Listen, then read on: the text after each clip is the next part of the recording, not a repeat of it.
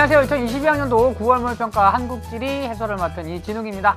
자, 오늘 시험 잘 보셨나요? 시험 보시느라 고생 많으셨습니다.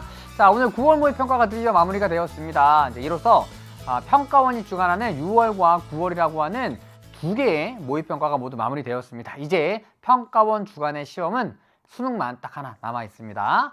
자, 정말 많이 긴장을 하면서 문제를 풀이하셨을 거라고 생각을 합니다. 한편으로는 공부한 것들의 실력들을 잘 발휘할 수 있을까 기대 반, 또는 성적이 잘 나올까 걱정 반, 이런 좀 설레이는 또 걱정스러운 마음으로 시험을 보셨을 것 같은데요. 시험을 다 보신 지금은 조금은 수월해지지 않았을까 생각을 해봅니다. 자, 본격적인 해설을 시작하기 전에 오늘 어떤 문항들이 출제되었고 전반적으로 이 순문항들 어떻게 살펴볼 수 있는지 총평해서 간단한 내용들 전달해 드리려고 합니다. 자, 어떤 것들을 한번 살펴볼 수 있는지 같이 살펴보도록 할게요. 자, 보죠. 자, 전반적으로 일단 아주 어려운 초고난도 문항은 없었다라는 생각이 들었습니다. 아주 어려운, 정말 손을 못 댄, 와 이거 정말 어려운데 이런 문항들은 없었다는 생각이 들었습니다. 그러나 까다로운 자료들이 조금 있었습니다. 예를 들면 10번 문항, 종사자 수 비율로 나와 있었던 10번 문항, 대부분 추라이크로 나누는데요. 이번 10번 문항은 제조업 업종별 종사자 수 비율이 나왔었기 때문에 구분이 조금 쉽지 않았던 면이 있었습니다. 자, 요 10번 문항 자료랑, 그리고 18번에 신재생 관련된 문항이 있었죠. 이 문항의 자료 또한 쉽지 않았을 것 같습니다. 또한 19번에 나오는 농업 관련된 문항의 자료도 우리가 흔히 보아왔던 그런 농업 관련된 자료는 아니었기 때문에 조금 까다로웠을 거라고 생각을 합니다. 그러나 이 문항들의 자료들이 조금 까다롭긴 했지만 그렇다고 막 손도 못 댈 정도로, 아니면 정답을 찾아가기 어려울 정도의 자료들은 아니었기 때문에 정답을 찾아가고 또 문제가 자료를 해석하고 정답을 찾아가는 것까지는 할 수 있지 않았을까 생각을 해봅니다. 우리가 흔히 정말 정답 찾기 정말 어려운, 정답률도 굉장히 낮은 이런 초고난도 문항이라고 부르기에는 조금 어려움이 있었지만 어쨌든 까다로운 자료들이 포함되어 있는 문항들이 몇 문항 포함되어 있었습니다. 하지만 전반적으로 아주 어려운 초고난도 문항은 없었기 때문에 막 체감 난이도가 막 되게 많이 높진 않았을 것 같습니다. 까다로운 자료들 같은 경우에는 처음에 이거 무슨 자료지? 하다가 조금 생각을 해보고 이해를 해보면은 충분히 해석할 수 있었던 자료들이었기 때문에 뭐 아주 어렵게 풀이하진 않았을 것 같습니다. 자, 그럼 어떤 것을 살펴봐야 되느냐? 자, 먼저 지도는 여전히 중요합니다. 굉장히 많은 문항이 지도와 함께 출제되었습니다. 물론 지도가 나왔지만 도별 지도를 준 지도는 제외했습니다. 자, 도별 위치는 여러분들이 모두 다 알고 있을 것이기 때문에 그것을 제외하고, 도가 아닌 도시나 촌락의 여러 지역들의 위치를 제시한 문항들이 하나, 둘, 셋, 넷, 다섯, 여섯, 일곱, 여덟 문항.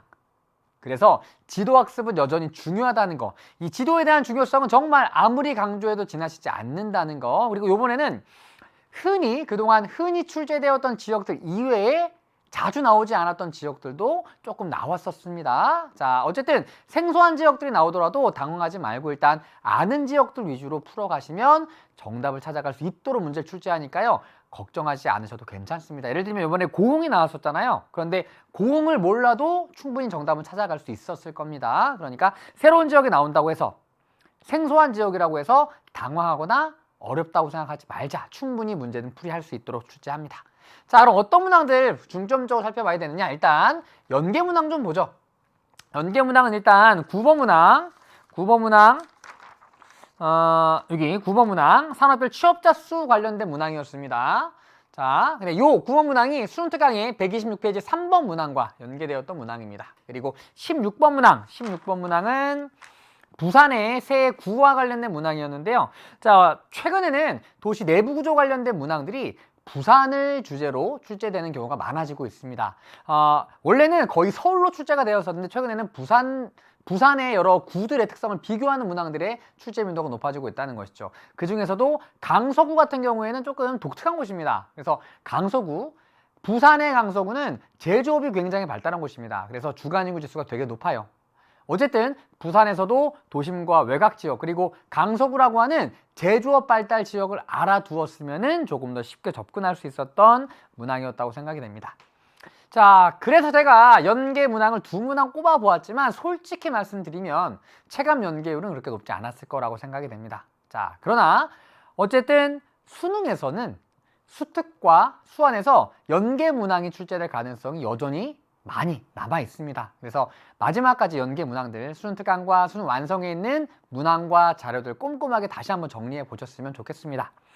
자, 그래서 아주 어려운 문항, 초고난도 문항은 없었다. 그러나 까다로운 자료들이 조금 수록되어 있었기 때문에 그 까다로운 자료들이 조금 애매하게 또 어렵게 느껴질 수 있었을 것 같다. 그리고 지도는 여전히 중요하다. 그리고 연계 문항들도 일부 출제되었으니까 앞으로 연계 교재 학습에도 심혈을 기울여야 되겠다. 이런 말씀을 전반적으로 전해드리고 싶습니다.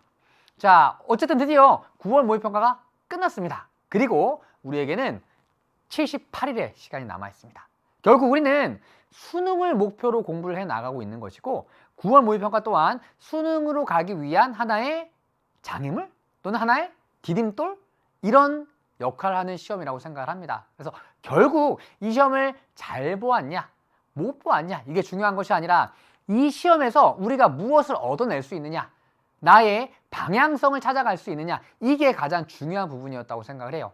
자, 그래서 지금부터 우리가 해 나가야 될 것은 부족한 것들을 알고 그 부족한 것들을 보완해 나가는 과정입니다. 그리고 개념 학습을 충분히 한 친구들은요, 문제풀이를 하면서 부족한 것을 체크하고 그리고 부족한 것을 보완하는 과정으로 나가시면 될 것 같고요. 또 지도학습 꼼꼼하게 하셔야 됩니다. 그리고 아직까지 개념이 부족하다라고 생각하는 친구들은 개념학습 다시 한번 꼼꼼하게 하셨으면 좋겠습니다. 결국 9월 모의평가에서 틀렸던 문항들 내가 풀이하면서 어떤 생각을 했는지 알고 있잖아요. 그 생각, 사고 과정 속에서 나는 무엇이 부족했었던 것인가 이것을 파악하는 게 가장 중요한 시험이었다고 생각이 됩니다. 결국 남아있는 78일 동안 중요한 것은 개념입니다. 그리고 지도입니다. 그리고 통계입니다. 남아있는 78일 동안 개념과 지도, 통계를 더 단단하게 다져가는 시간으로 삼아 주셨으면 좋겠습니다. 왜냐하면 우리에겐 결국 수능이거든요. 수능을 목표로 내 실력을 완성시켜 나가는 그 과정에 9월 모의평가를 아주 좋은 디딤돌로 삼아 주셨으면 좋겠습니다. 그래서 다시 한번 부족했던 것들 파악하시고요. 그 부족했던 것들 보완해 나가는 78이 되었으면 좋겠습니다. 자, 시험 보시느라 고생 많았고요. 자, 본격적으로 1번부터 20번 문항까지 문항들 풀이, 문제 풀이에서 다시 한번 만나 뵙도록 하겠습니다.